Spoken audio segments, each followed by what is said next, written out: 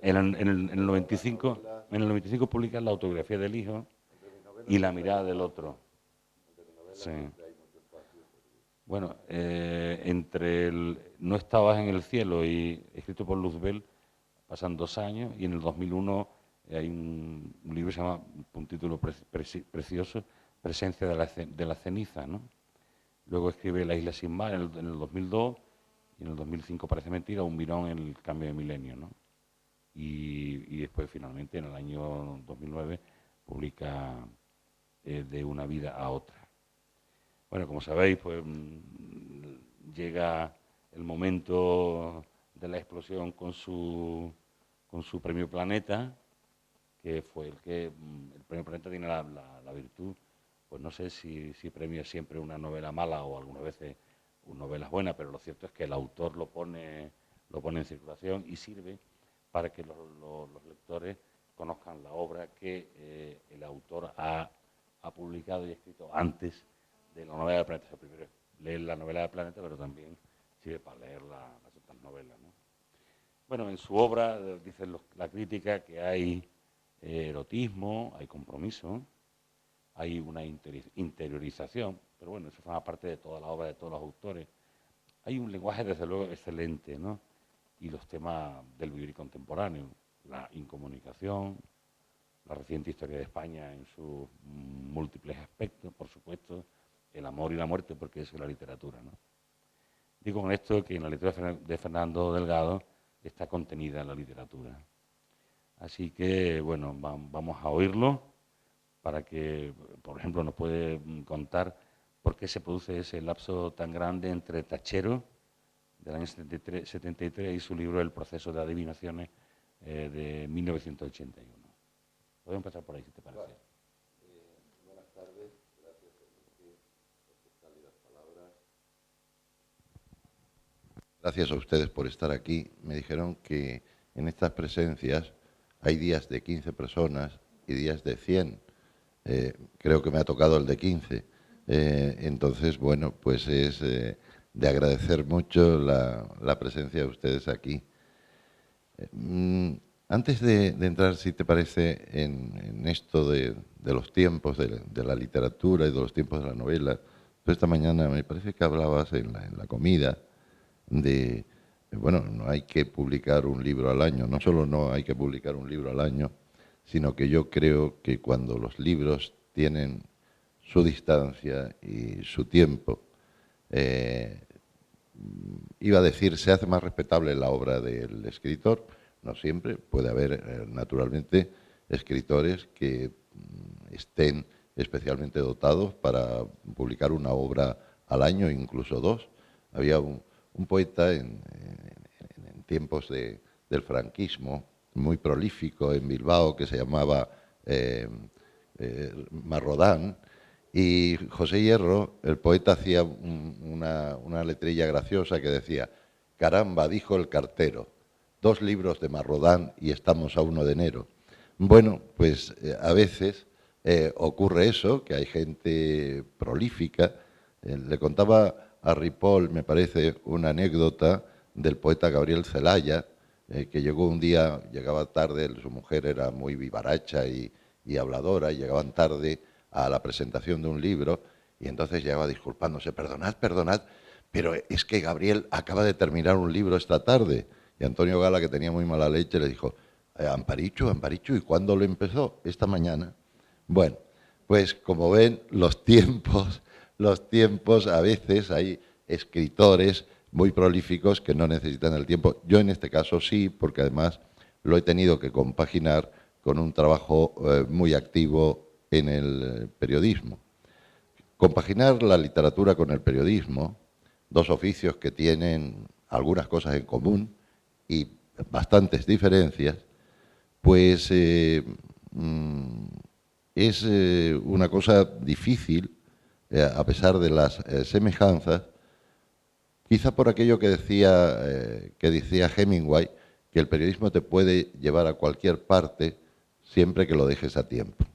Yo no sé por qué lo decía exactamente Hemingway, si lo decía porque realmente el periodismo ocupa mucho la cabeza y ocupa mucho, lo ocupa mucho a uno en su disponibilidad y por lo tanto resta disposición para la literatura, para la que no solo se necesita tiempo, sino buena disposición, apertura, espacio, ¿no? Os lo decía Hemingway porque él, que utilizaba procedimientos periodísticos en sus novelas, avisaba del riesgo de usarlos desmesuradamente. Es decir, el periodismo en literatura puede llevarte a cualquier parte siempre que lo dejes a tiempo. Yo, de todas maneras, creo que soy muy uno en el periodismo y muy otro en la literatura, aunque naturalmente mis artículos participen de un lenguaje que no sea más o menos común. Y por otro lado, no soy un periodista devenido en escritor, sino un niño que escribía libros en su casa, libritos, manuscritos, cuando era pequeño, y que terminó siendo periodista a base de ir al periódico para que le publicaran aquellos artículos estrictamente literarios. El periodismo me parece un oficio muy honroso, del que estoy muy orgulloso y que me ha dado de comer, y no solo me ha dado de comer, sino que me ha hecho posible la vida muchas veces, y por lo tanto sería ingrato con el periodismo si no lo reconociera. Pero no es mi vocación primera, ni ha sido el oficio que tengo más estima. Mi verdadera vocación ha sido literaria y casualmente recalé por ella en el periodismo.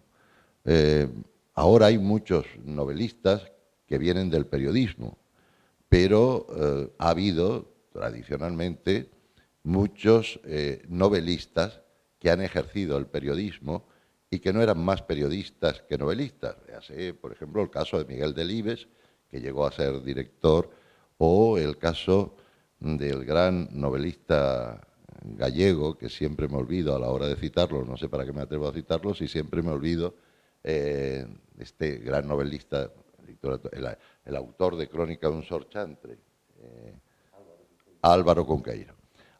Es el caso de Álvaro Cunqueiro, que dirigió El Faro de Vigo, que trabajó siempre en periodismo. Hay muchos casos, pero se daban antes más los casos de la gente de la literatura que recalaba en el periodismo, que por el contrario lo que sucede ahora de periodistas que terminan en la literatura. Yo creo que aludías en tu introducción, en tus cariñosas palabras de presentación, a los géneros, a la familiaridad, si uno puede ser más novelista puro o novelista impuro. Hombre, yo creo que los géneros existen por algo. Que hay una normativa admitida, no a rajatabla, no establecida, pero que define los géneros. Lo que pasa es que hay géneros que casi no son géneros. A lo mejor resulta que la novela no es un género, porque es el género de géneros. La novela, ya lo vemos en El Quijote, tiene de todo. Tiene teatro, tiene poesía, tiene de todo. Hay de todo en la novela. La novela es un género impuro, para el que no hay normas. A mí me hace gracia cuando de repente, ahí a propósito de una novela memorialística o muy autobiográfica el otro día, sí, no, esto no es una novela, esto es un libro de memorias. Pues mire, depende a la voluntad que se ponga, porque realmente, ¿por qué no unas memorias no pueden ser realmente unas novelas? Pues sencillamente porque tú confiesas que aquello es real y que es tu historia contada. Pero si no, a su libro de memoria le llama novela de la memoria. Pues claro, porque efectivamente, porque además tú sabes que porque yo creo que se permite licencias. En el caso de Pepe Caballero se permite las licencias que te da la novela y que las memorias en un sentido estricto no te daría. Quiero decir, que inventa en algún momento. Entonces lo llama novela de la memoria y se cura en salud. Bueno, se cura en salud muy bien, porque es un ejemplo de memorias y de libro de narración estupendo, ¿no? Pero quiero decir que hay, eso sí, una corriente intergénero.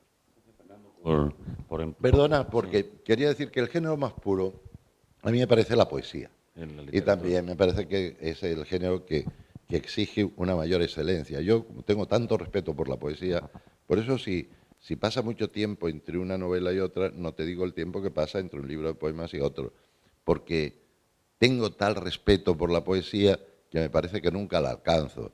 Y que ahora, por ejemplo, estoy muy contento con este libro de poemas en prosa que he hecho, pero relativamente contento, quiero decir, contento dentro de una cierta modestia, entendiendo que la poesía raramente se alcanza y que lo que uno alcanza son, por lo general, en los buenos casos, aproximaciones a la poesía, como en el caso de la felicidad.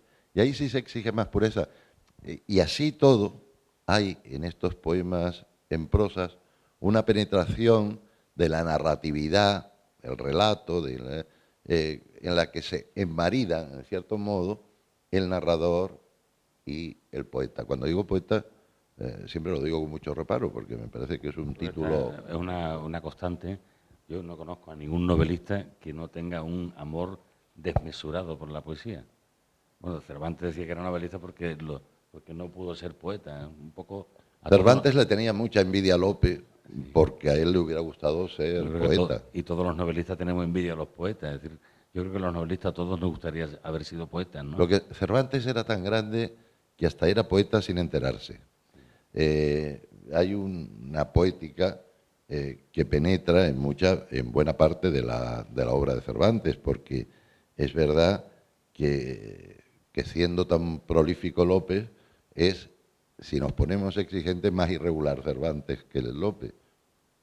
Mira, Fernando, y entonces no sé, por ir por algún, si podemos, ¿no?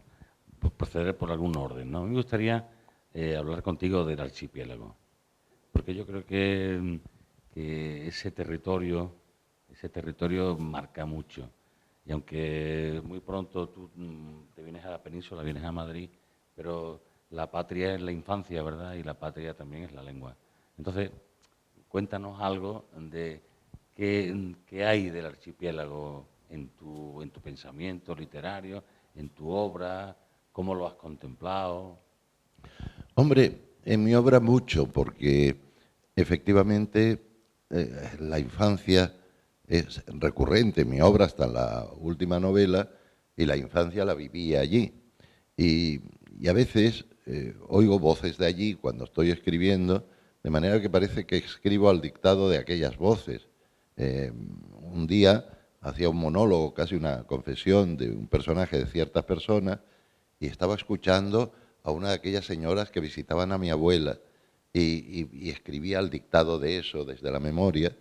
Y entonces, bueno, pues llamaba a mis tías para comprobar, para certificar que esta gente hablaba así, y hablaba así, incluso, bueno, pues se han hecho estudios del habla canaria y tal, en los que se incorporan, en algunos, y en el diccionario de autoridades de la academia hay incorporaciones de esas novelas, de la variante dialectal canaria que aparece realmente mucho en muchas de mis novelas.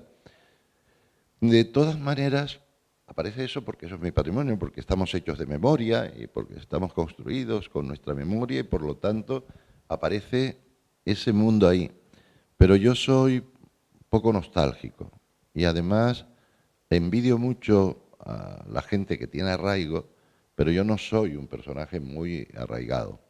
Yo me siento más insular que canario. Quiero decir, la condición humana del insular me puede. Sé que tengo un carácter que responde mucho a mi insularidad. Tengo una relación con el mar que responde a eso. Me encuentro a gusto aquí porque veo el mar por todas partes y tengo casi más sensación de isla en Cádiz que en Santa Cruz de Tenerife. Y Sí, esa, Cádiz es una isla. sí, y entonces esa sensación me es muy grata y es fundamental en mi vida. Yo veo el mar no como un límite, sino como una puerta abierta, ¿no?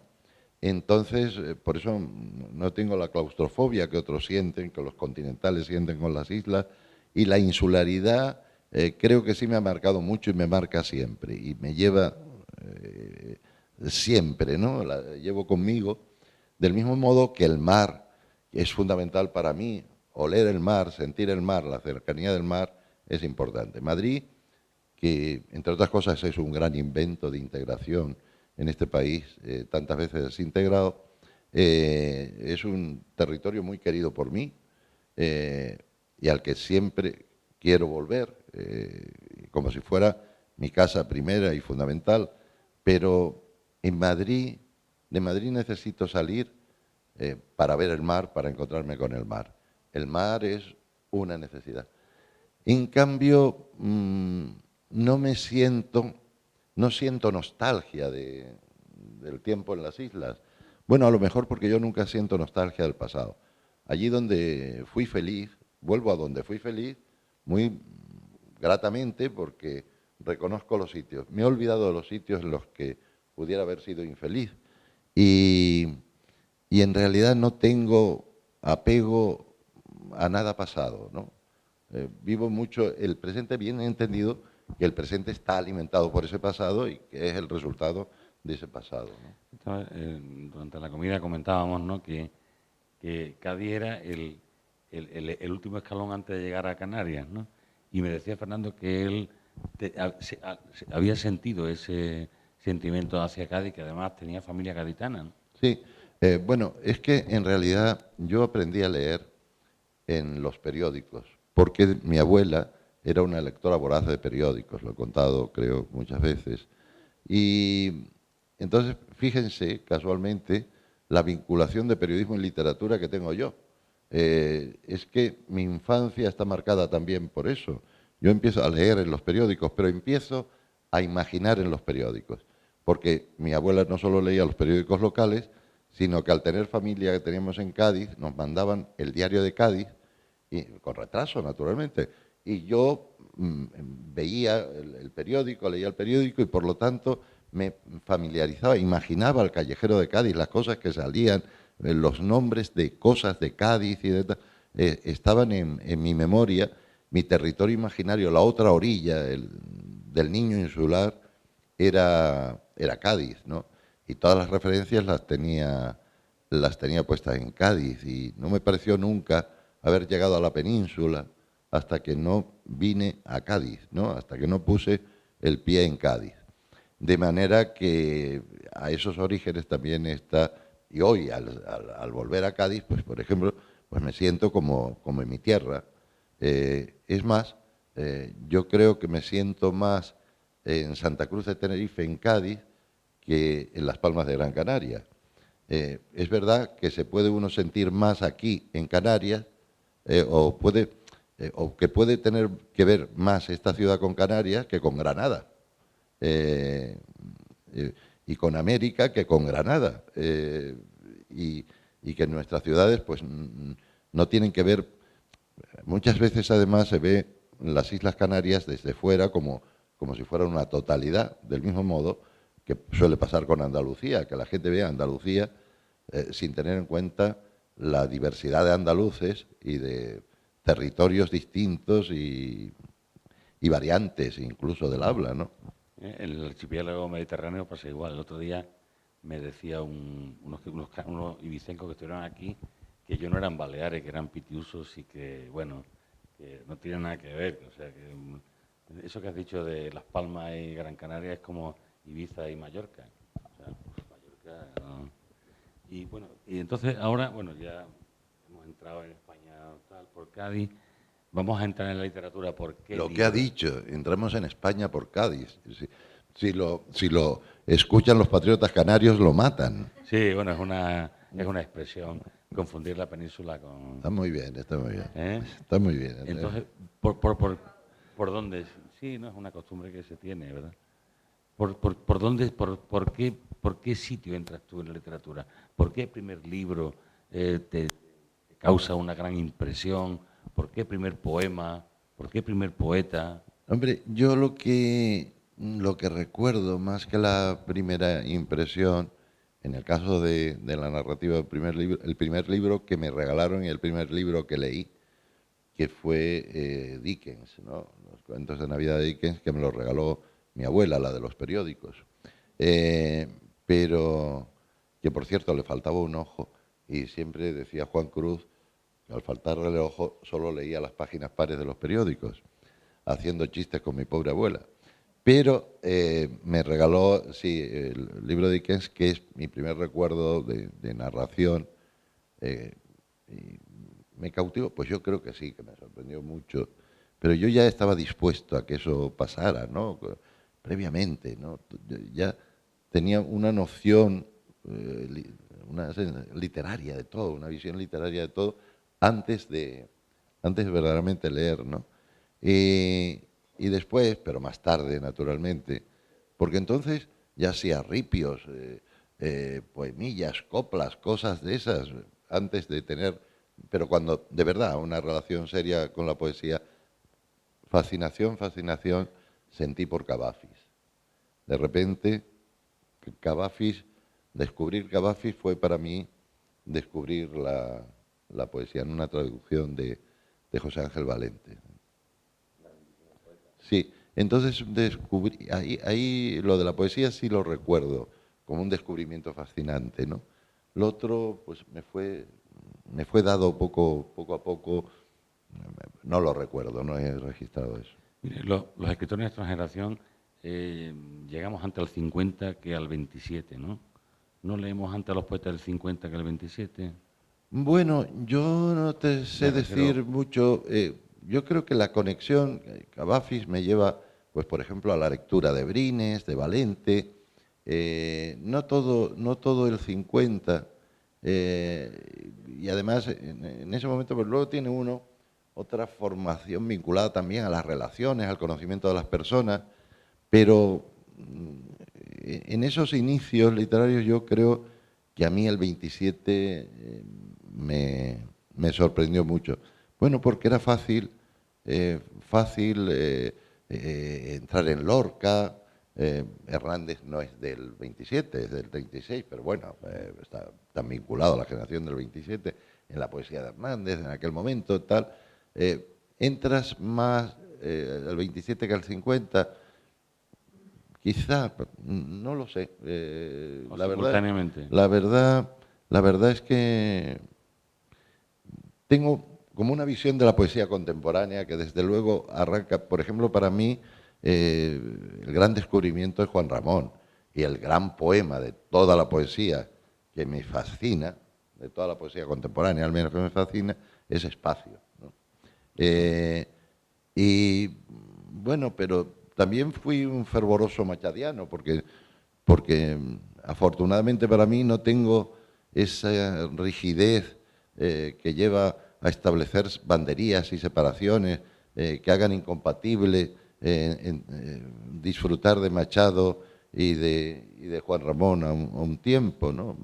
De Cernuda y de Guillén. Bueno, Cernuda y Guillén, ahí perdóname, porque Cernuda es incomparable, no tiene nada que ver con por lo menos en mi gusto, pero en fin, quiero decirte que a mí me parece que es una fortuna para este país tener tan excelentes pintores como ha tenido y tan excelentes poetas, porque claro, estamos hablando del 27 y del 50 así como así, pero es que la generación del 27 es un lujo extraordinario en la literatura, en la historia de la literatura de un país.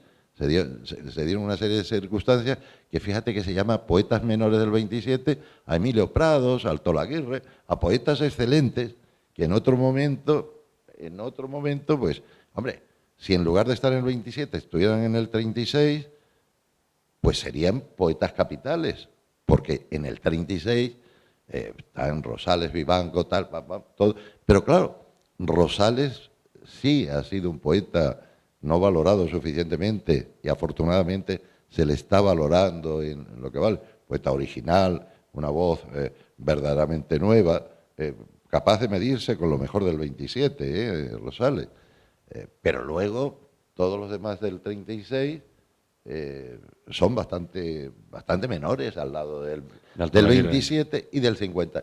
Y el 50 tampoco es un grupo incontestable, hay para todos los gustos, pero todos podríamos hacer nuestra propia antología del 50 y podríamos quitar a unos y poner a otros, porque ¿por qué no está Fernando Quiñones en las antologías del 50? ¿Por qué se excluye del grupo del 50 a un poeta de la categoría de Fernando Quiñones? ¿Y por qué están otros que a lo mejor pues no le llegan a Quiñones en fin? Sí, de Quiñones pensaba hablar también, ¿no? Pero Sí, bueno, no pongo el ejemplo, es una injusticia Quiñones, pero podría ser, lo es Luis Feria, la generación del 50 tiene otros grandes poetas que no están, que no figuran en las nóminas del 50, y bueno, posiblemente en la nómina oficial del 50, pues cada uno con sus gustos podría excluir y poner y quitar, ¿no?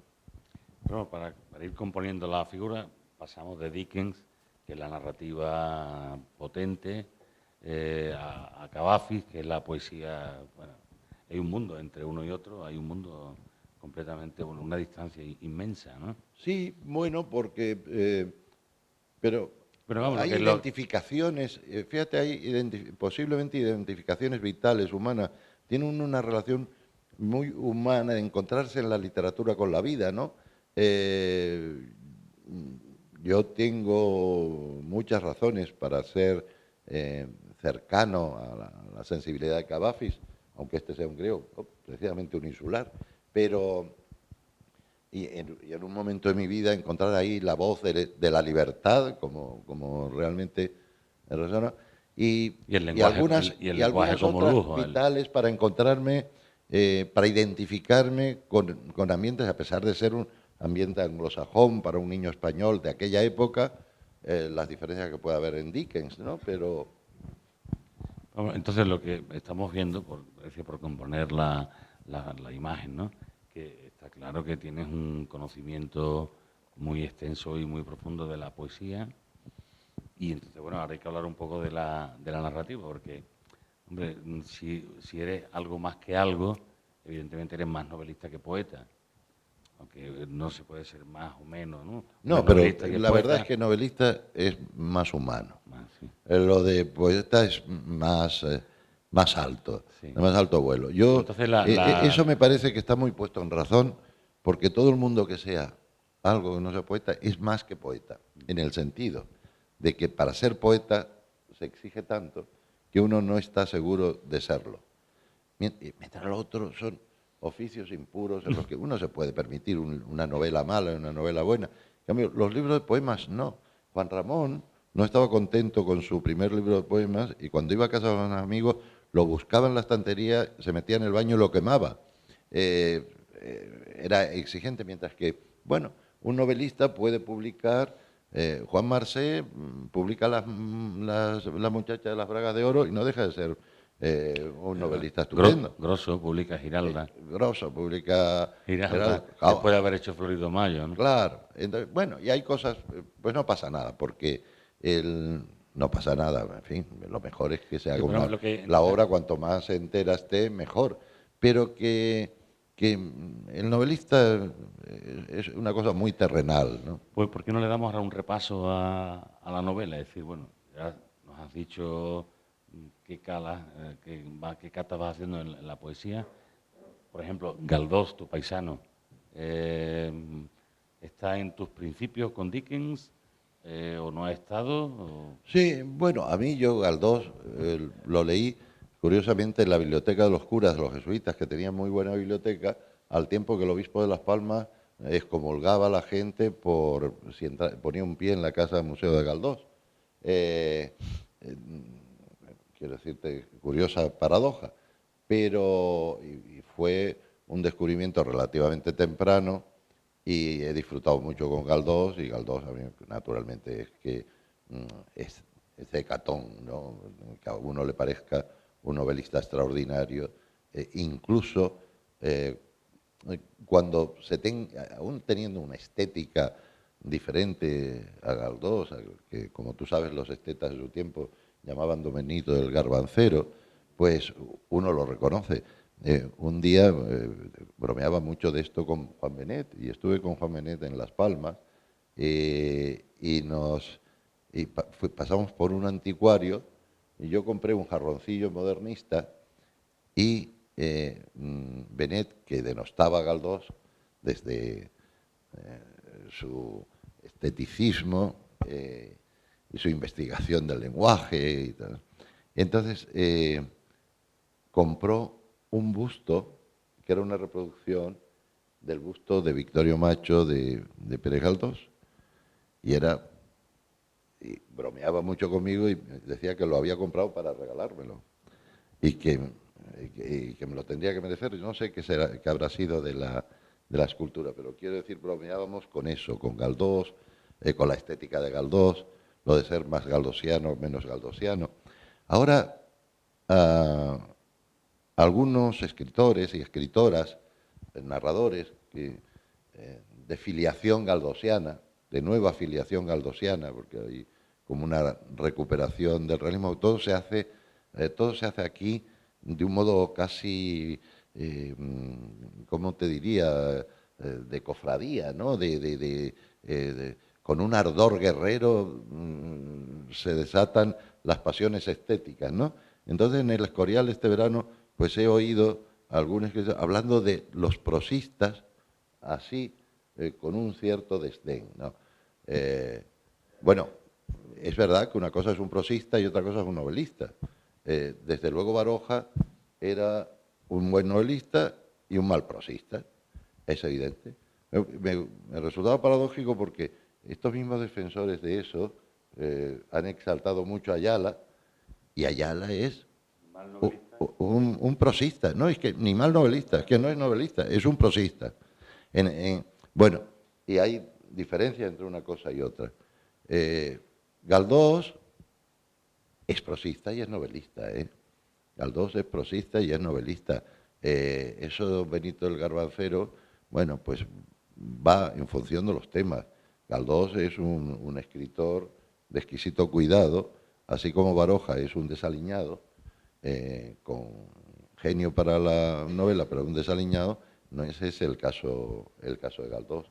Por lo tanto, admirable. Has hablado de Benet, fíjate que Benet era, bueno, en vida, digamos, en vida gloriosa, estaba llamado a ser una especie de novelista que iba a venir a revolucionar el concepto de novela y tal, y ahora nadie lee a Benet. Entonces, eso que no te hace pensar. ¿Estás de acuerdo en que ahora nadie habla de Benet? No sé. Me hace pensar, primero, que el olvido nos llega muy temprano a todos, que es más fácil la llegada del olvido que la del reconocimiento, por mucho que se llegue a tener, ¿no? Pero también me hace pensar, una cosa obvia, lo que nos influyen las modas y lo que el papel que las modas tienen en la literatura, que es abrumador, naturalmente en la narrativa y en la poesía, porque mucha gente que aceptaba a Benet no había leído nunca a Benet. Ahora casi está de moda presumir de no haber aguantado a Benet como un coñazo, pero antes nadie se atrevía a decirlo. Bueno, lo de las modas por otro lado, y está también lo de los prestigios concertados. Los prestigios concertados, pues nada, Benet estaba en un círculo, respaldado por un círculo y exaltado por un círculo que exageró, yo creo, el papel de Benet como revolucionario de la novela. Benet tenía una aspiración de artista, de creador grande y por lo tanto de persona que apostaba y arriesgaba por un cambio en la narrativa, y en ese sentido es una voz personal muy singular en la narrativa española. Pero no estoy seguro de que Benet, con todo ese intento, hubiera conseguido más que lo que consiguió Martín Santos con Tiempo de Silencio, que es una novela fundamental, determinante y completamente innovadora en la literatura española, que supone más renovación que lo que la familia de Pascual Duarte pudo suponer con Cela. De manera que, pero también se ha hecho el silencio y el olvido sobre Martín Santos, y has nombrado antes a Alfonso Grosso, nadie se acuerda de Alfonso Grosso, de manera que hagas lo que hagas, te olvidan. Disfrutarás, tendrás más suerte para disfrutar del reconocimiento como la tuvo Juan Benet en vida, Por eso que el reconocimiento que tengas te lo den en vida, porque después me parece que no tardará en perderse tu foto en un desván y unos niños jugando, preguntando quién era este abuelito, ¿no? Soy muy amigo de un poeta que se llama Juan Mena, que tiene un verso que me gusta mucho, que dice, no hay nada más perfecto que el olvido. Mm. Bueno, entonces No, es vamos, una cabronada, pero bueno. sí. Fernando, bueno, entonces, si te parece, vamos a hablar de Tachero, tu primera novela, ¿no? Y después también me gustaría hablar de tu premio Planeta. ¿Cómo abordas tú la novela? ¿Cuál es el planteamiento que tú haces para hacer esa novela, ¿no? Porque yo te hablo desde mi experiencia de novelista, yo he escrito novelas sobre premisas que luego he podido desarrollar y completar en algunos casos y en otros que no he podido terminarlas. O sea, que hay novelas que tú crees que puedes hacerlas y llegado a un punto la novela se te pone en pie y se cabrea contigo y no hay novela, ¿no? Es decir, no sé si para ti escribir una novela es como tener un combate que tú al final vences y le pones el fin a la novela. Entonces, siendo un chico tan joven en Tachero, ¿cómo te enfrentas tú a esa ardua labor de poner fin a esa novela? Y luego, pues, elige otro par de tus novelas y la del planeta, a ver si tú mismo haces un esfuerzo de recuerdo de cómo te enfrentas a cada una de ellas y cómo logras llegar al final, ¿no? Bueno, yo cuando empecé Tachero era un perfecto irresponsable. Yo recalé en la novela, pues como recalé en el periodismo, quiero decir, yo no quería ser periodista, no sabía bien siquiera lo que era un periodista. Yo lo que quería es que publicar algunas cosas literarias y un periódico era un medio no, que salía, lo veía la gente y me daba y daba a conocer y tenía 12 años, ¿no? Entonces, eh, bueno, pues yo quería, y de tanto ir el niño a la redacción, pues se fue quedando el niño en la redacción y fue aprendiendo tal. Y yo, ¿cómo llegué a la radio? Pues llegué a hacer un programa del colegio cuando ya había cambiado la voz y me dijeron esas cosas que he tenido que oír luego tantas veces en mi vida, que voz tan bonita, cosa que no tiene un mérito ninguno, sino que uno es alto, bajo, rubio, moreno, y tiene mejor voz, peor voz, pero bueno, pero en cualquier caso reconozco que es un privilegio y una ventaja tener una voz mejor que peor. Bueno, y me quedé allí en la radio y luego de la radio no me he ido casi, ¿no? Parece que nunca me voy de la radio. Cuando me he ido provisionalmente, he vuelto a la radio como un destino, tal. Y muy a gusto y estoy muy contento de... Pues en la novela también aterriza así.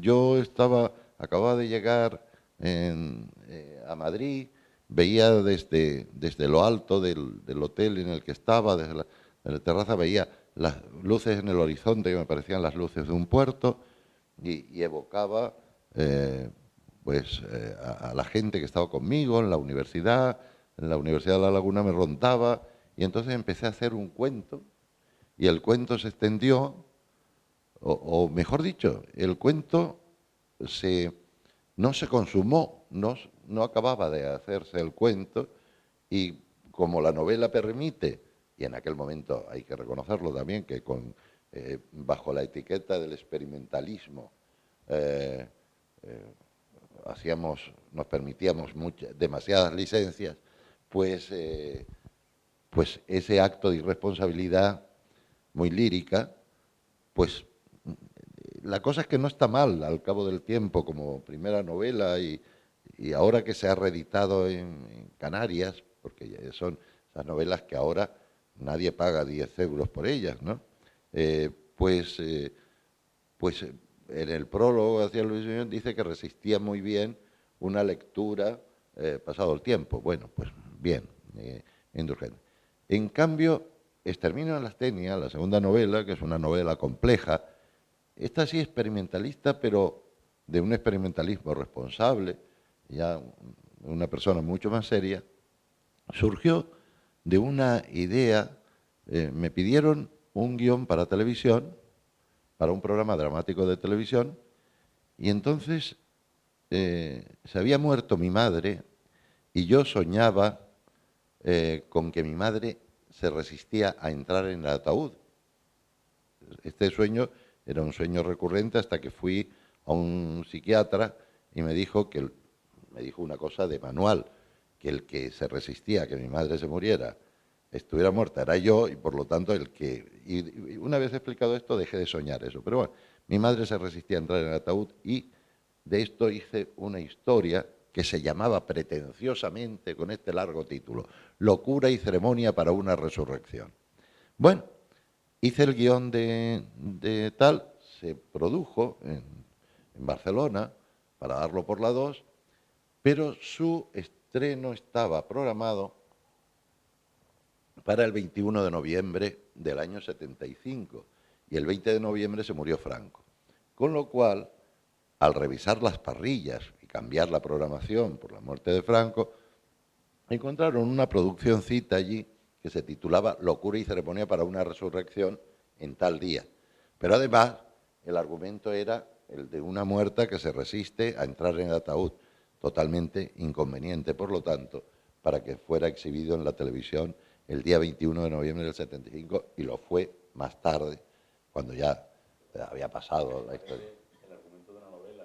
Sí, no, pues fue así, ¿sabes? Entonces, lo que el guión ese y la historia esa me sirvió de base para estructurar una novela ciertamente compleja que es una serie de historias que son como una superposición de cajas chinas, ¿no?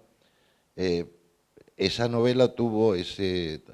Bueno, la novela siguiente, Ciertas personas, pues no me acuerdo cómo la hice, pero me la inspiró el robo cierto de las banderas arrebatadas al almirante Nelson en el puerto de Santa Cruz de Tenerife cuando fue derrotado allí, que perdió el brazo en el puerto de Tenerife, Nelson.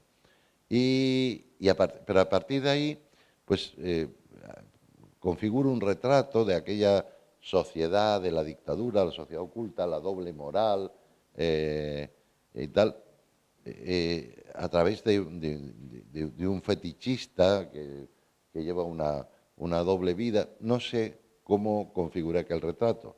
Alguien ha dicho allí, en versión local, que es la novela de Santa Cruz. Sí, bueno, o sea, una especie de ciudad de los prodigios al revés. Pero, y en ese sentido, no creo que me preocupara otra cosa que hacer verdaderamente ese retrato de una sociedad determinada. Novela de una vida a otra, tú mismo has dicho en algún sitio, hice durante años, me pregunté qué habría sido de aquel muchacho que mediados los 60 vi salir un día del reformatorio canario en el que yo daba clases y al que por la gravedad de sus supuestos delitos trasladaban a un reformatorio modelo de la península esposado. Casi 40 años más tarde intenté encontrarme en la red con aquel adolescente o con alguien que pudiera dar noticias de él. Ahí empieza la verdad es que el arranque ideológico de la novela da lugar también, como en el caso de que has contado Sí. del sueño recurrente, a interpretaciones como quién era ese niño esposado que no ha vuelto o que has perdido, ¿no? Sí. ¿Eras tú el niño esposado? Fíjate que no vamos a pasar novela por novela porque entre otras cosas es un coñazo para ustedes y lo es para mí, ¿no? Pero lo sería para mí. Pero que los planteamientos ante cada novela pueden ser distintos. Hay, por ejemplo, una de esas novelas, No estabas en el cielo, el chico... al chico le dicen siempre que su padre ha muerto, su papá está en el cielo, y no lo cree, y entonces él llega en el colegio habla de su padre como que está en París y se inventa viajes a París donde está su padre y habla de su padre como si su padre estuviera vivo. Esa era una experiencia mía, parte de una experiencia mía. Lo que pasa es que el chico de la novela encuentra al padre en Suiza. Yo, naturalmente, el mío sí, de verdad estaba muerto, o eso creo, pero yo me inventé, a mí no me parecía normal que yo no tuviera padre porque todos tenían padre en el colegio y no se podía ser un niño de mi edad sin padre porque iba a ser yo el único que no tenía padre. No tenía tampoco ninguna sensación dramática, una pérdida enorme, porque mi madre suplía a mi padre y al Espíritu Santo estupendamente, porque él lo hacía muy bien. De manera que nunca tuve, pobre del que se queda sin madre, sin padre, el padre es perfectamente sustituible. Eh, pero, pero yo me inventaba todo ese mundo. Bueno, pues solo transcribir biográficamente, darle forma a aquella historia, transformándola, terminándola en un encuentro que no es, no se correspondía con él, pues es un proyecto diferente, ¿no? Así, cada una respondía a una cosa. Esta última, que efectivamente es que parte de una historia real, porque yo fui profesor en un reformatorio de menores y, y está lleno de anécdotas, algunas muy desgraciadas y terribles, y hablando con el novelista, con un novelista amigo, me decía, esa es una novela que tienes que hacer. Y siempre estaba pendiente porque me parecía muy claustrofóbico aquel ambiente y hacer la novela cerrada en el reformatorio todo el tiempo en el reformatorio.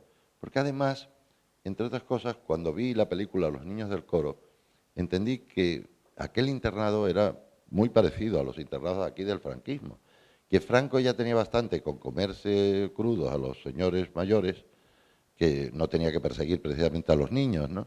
Entonces, que lo que pasaba es que no había derechos del menor, ni una sensibilidad, muchas gracias, ni una sensibilidad propicia, y que por lo tanto un internado francés y un internado español podían parecerse mucho. Y entonces fue donde encontré, además pensé, ahí se encuentra en Los niños del coro, se encuentra el antiguo profesor con el alumno ya director de museo, pero se encuentran por otros procedimientos. Y yo pensé, bueno, yo podría encontrar a este personaje concreto a través de la red.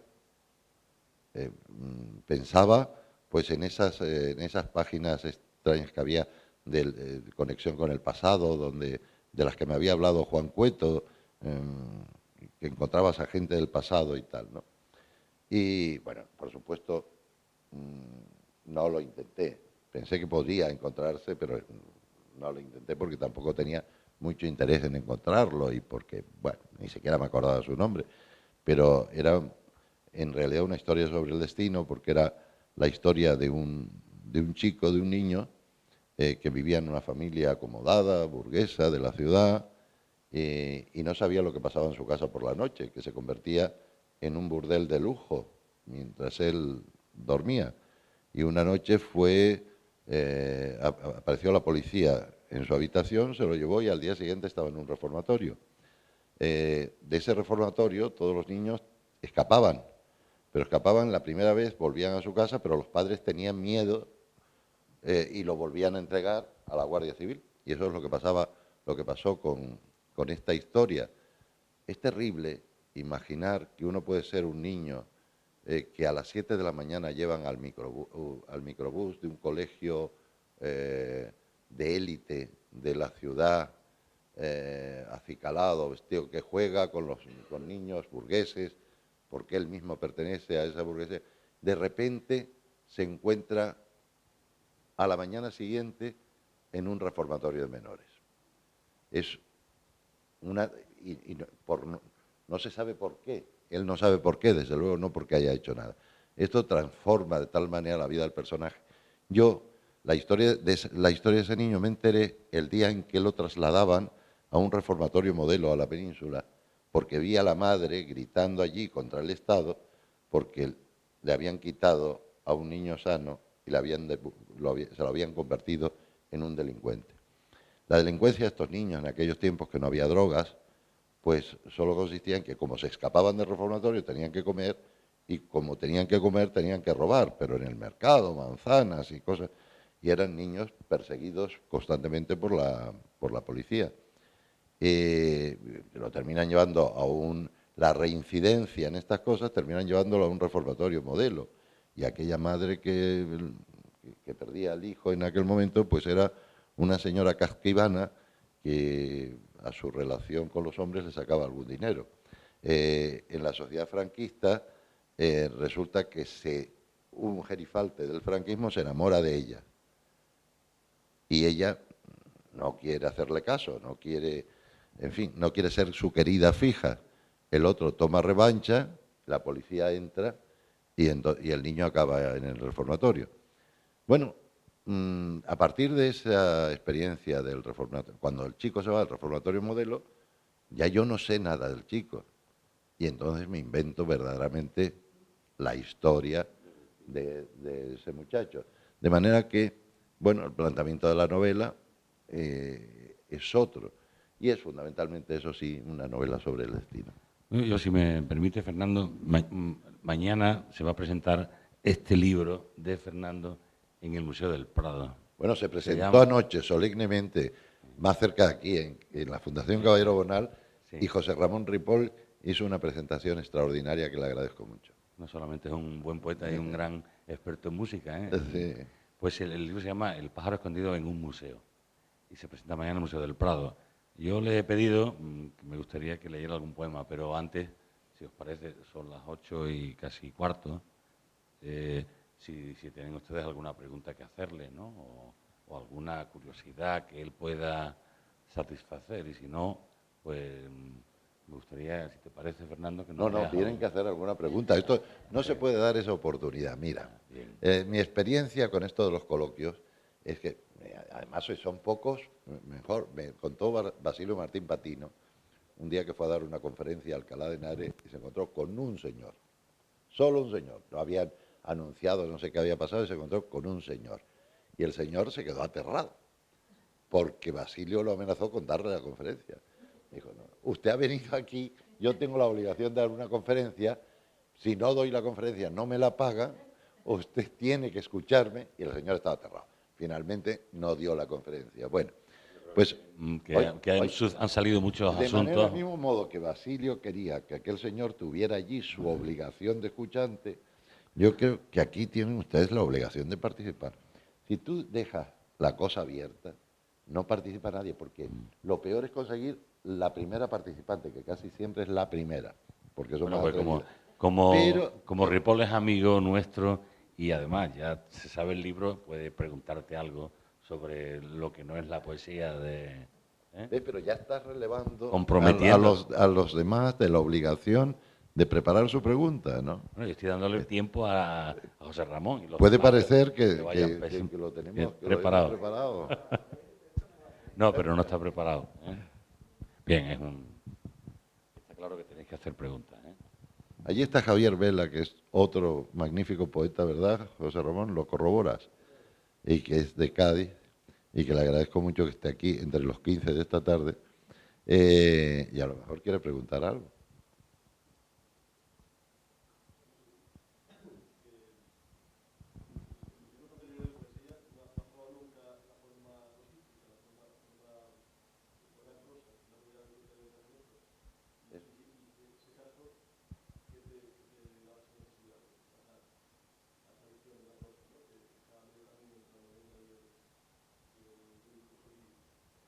Pues mira, estaba haciendo memoria, sí creo que hay en Proceso de Adivinaciones algo parecido a un poema en prosa, pero he tenido siempre esa tendencia versicular, ¿no? Del verso largo y tal, que aproxima mucho a la prosa, pero no al poema en prosa. Aquí, en cambio, este intento me surgió no de una manera premeditada.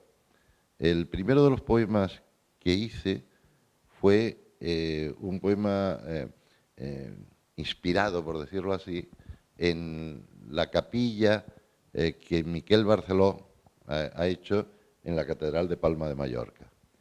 Y entonces salió así, salió más que en prosa, es que el verso se extendía tanto y yo dejaba que aquello,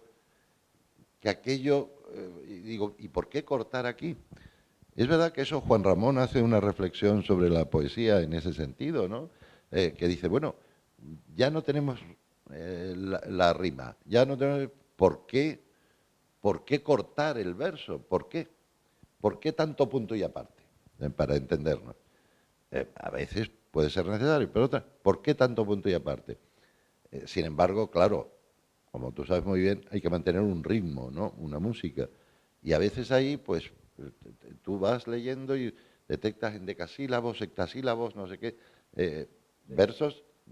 sí, versos enteros, ¿no? Luego, esa narratividad, fíjate, yo siempre le tenía miedo a lo narrativo. Y la relectura de Rosales me ha convencido de la eficacia de la narratividad poética. Cuidado, porque hay una cierta poesía, que no es la que más me atrae, que es narrativa a fuer de simplona. Hola, me llamo Pepe y esta es mi mañana, tal. Esa sí, no es eso, no es esa narratividad, como no es la narratividad, porque esa no es la narratividad de Rosales, de Diario de una Resurrección, por ejemplo, o incluso de La Casa está encendida, ¿no? Pero Rosales, yo comprendo que es delicado, ¿no? No es que esté presumiendo ahora de que haber hecho aquí una cosa estupenda, no, al contrario, sino de lo que quiero decir con esto es un terreno delicado, no es otorgarme un mérito, sino confesar una incertidumbre, ¿no? El miedo a caer en un territorio prosaico. Y ya sé que es muy discutible eso, que las fronteras del prosaísmo dónde están y que algunos lo pueden encontrar, pero yo creo que los que tenemos un determinado gusto y, ¿no?, nos podemos entender sobre dónde encontramos las fronteras del prosaísmo, ¿no? Es curioso que los novelistas puros, por decirlo de alguna manera, hablen con desdén del prosista y que desde la poesía hablemos de la prosa también con desdén, el prosaísmo como mucho cuidado. Pero en fin, está bien eso desde la poesía, tener miedo al prosaísmo, porque sí, no, hay que tener la poesía hay que preservarla. La poesía puede estar penetrada poéticamente de lo que quiera, pero no contaminada del prosaísmo, ¿no? Una cosa es la contaminación y otra cosa es la penetración. La poesía está en la vida, se nutre de la vida, claro que se llena de cosas de la vida y cambia, ¿no? Y hace suyas palabras que en otro tiempo no lo fueron, y palabras que en otro tiempo no nos parecieron poéticas llegan a tener en un determinado contexto un valor poético. Todo eso enriquece la poesía como la misma vida. Pero entregarse a un prosaísmo facilón es desnutrir. Hacer una novela tiene mucho trabajo, incluso una mala novela. Entonces, un vago nunca va a hacer una novela, por mala que sea. Ya la novela tiene esa preservación. Pero un poema a un irresponsable le parece una cosa muy fácil, porque no hay nada más fácil que hacer un mal poema. No hay nada más difícil que hacer un buen poema y no hay nada más fácil que hacer un mal poema.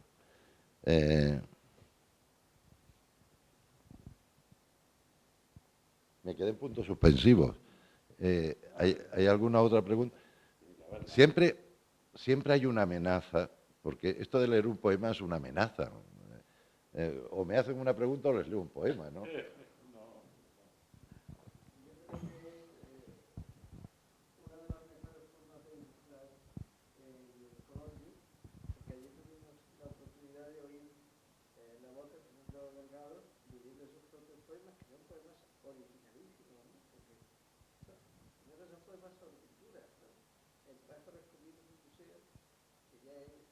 Espérate que te voy a poner el micrófono porque estás hablando bien de mí. Ya es una imagen absolutamente poética, ¿no? El pájaro está encerrado en el alma, ¿no? Lo dice Muy en el primer bonito el poema. título. El Y, pájaro escondido en un museo. y creo que el libro es absolutamente original porque Fernando lo que hace es una éfrasis, que era lo que yo decía ayer, que Humberto Eco habla de eso, cuando tú tratas de representar en literatura un objeto ya que está escrito, que está representado, pero que en ese momento no está, ¿no? Pero es que Fernando interviene en el cuadro y se inventa historias dentro del cuadro, que son historias verdaderamente divertidas, historias poéticas, y en ningún momento pierde el pulso poético. Juan Ramón Jiménez decía que había una gran literatura en verso y una gran poesía en prosa. Y ahí no se sabía dónde estaba el límite de los dos. Y lo que quiero decir, pedirle a Fernando que cierre esta intervención cuando él crea oportuno, leyéndonos uno de sus poemas maravillosos. Voy a contar una cosa porque venía con él en el coche y le dije que me gustaba mucho el título. Y dice, bueno, y entonces hay una de estas cosas que nos gusta coleccionar como de conocimiento a los escritores. Dice, bueno, pues se iba a llamar colección particular. Digo, pues también me gusta mucho. Dice, pero me encontré que Jaime Gil de Viedma había llamado a un poemario suyo colección particular.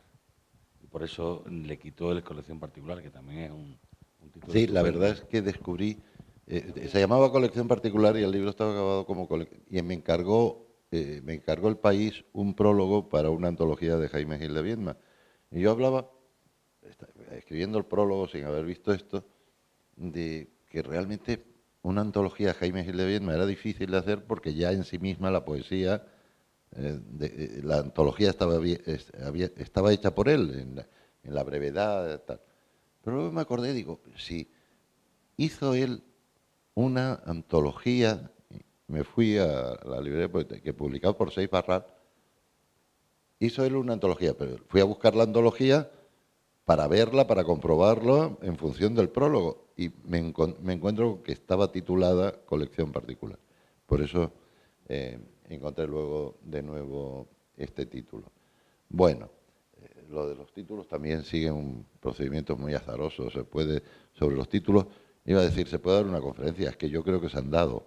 Sí, se han escrito, sí, los títulos y la dificultad de los títulos, el atractivo de los títulos, en fin. Bueno, pues veo que no están ustedes nada animados a trabajar. Ah, sí, mira. ¿Ves?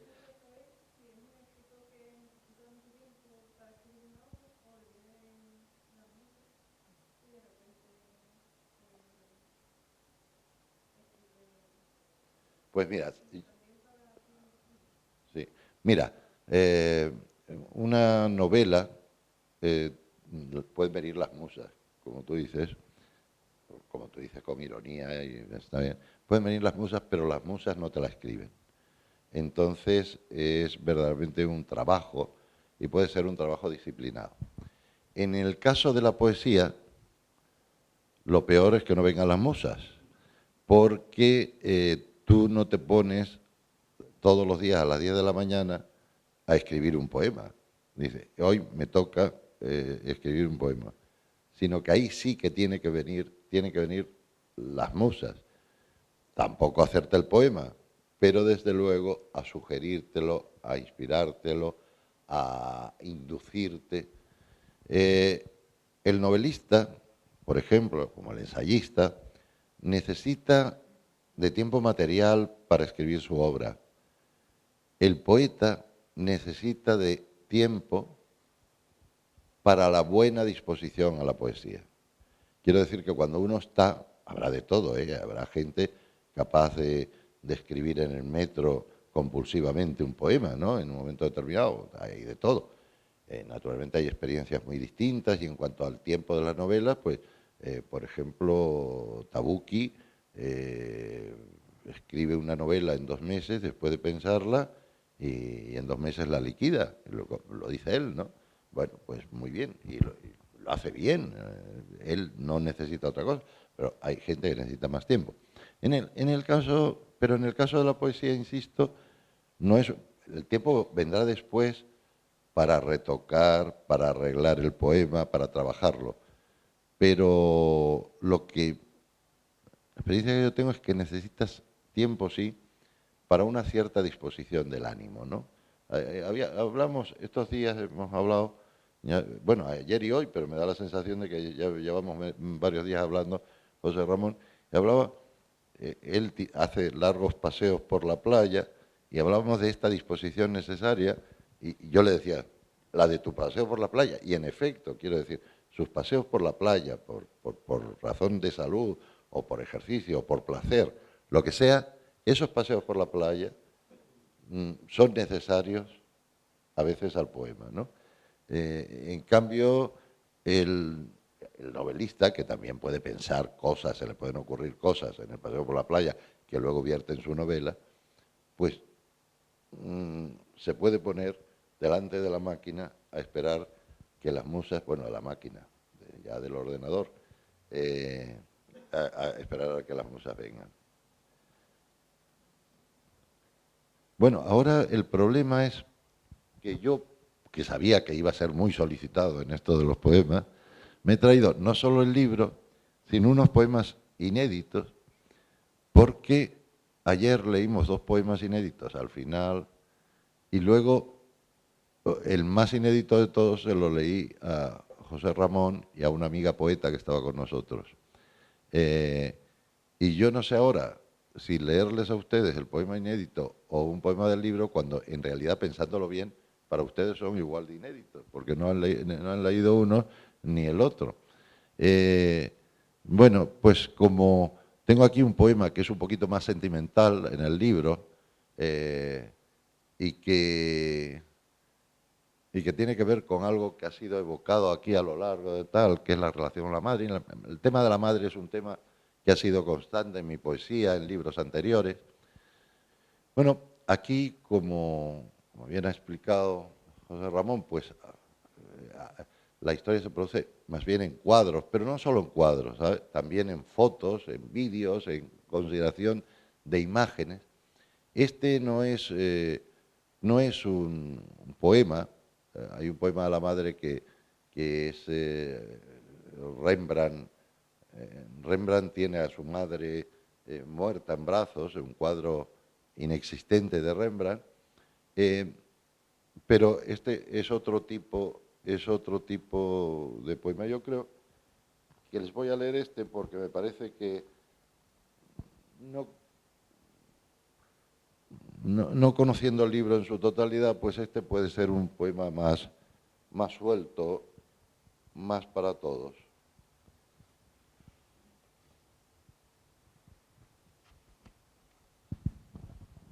La voz de la madre. Estos niños de ahora están acostumbrados a ver a sus abuelos en los vídeos, no importa que estén muertos. Sus vidas quedaron registradas y ven en la pantalla las muecas de la abuela haciendo gracias, su voz fresca llamando a alguno de ellos.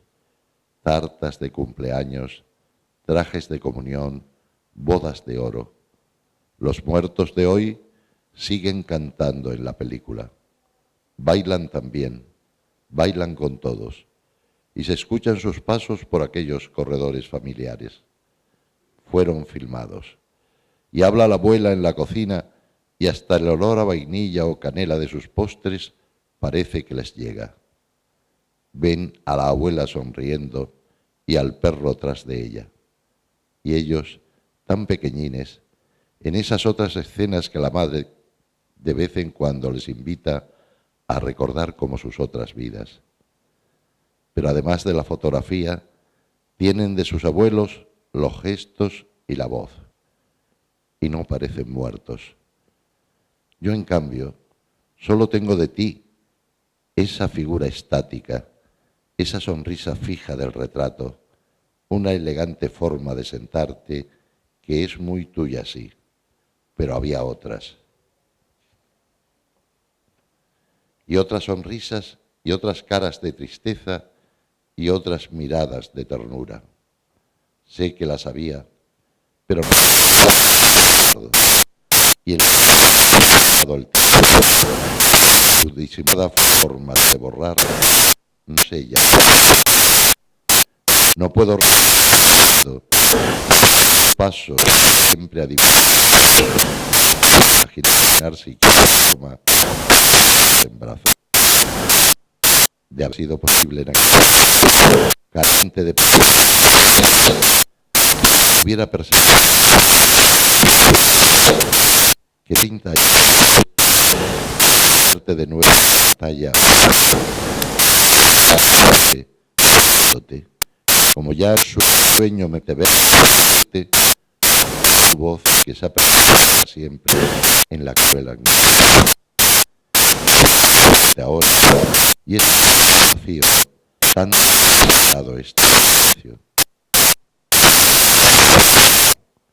diablos sé que no vas a serme todos propia voz pero la tuya es mi